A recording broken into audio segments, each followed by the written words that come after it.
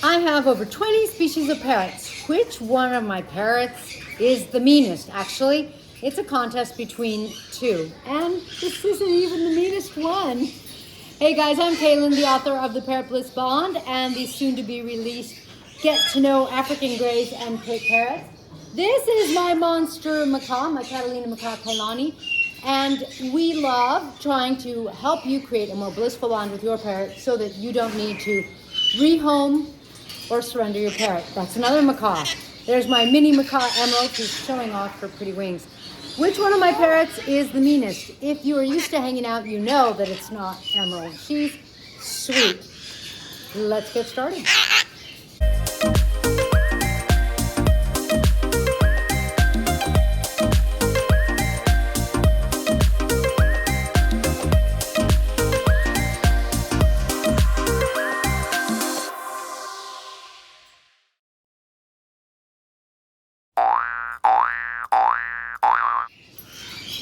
Alright guys, so this video is inspired by the fact that, let me see if it's gonna show, I got a nice welt or bite, I don't know, from my ever so jealous, ever so, I don't know what else to say, Indian ringneck. My Indian ringneck is a typical female Indian ringneck, not filled with love and sweetness. No. Now, I will say my kaiques, they can be a little riled up. You could see, you know, my macaws are kind of mellow. Yeah, you know how that goes. Macaws, that monster's little, well, she's never really riled up.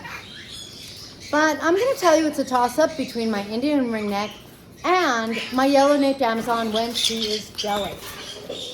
That's the baby kite's fighting.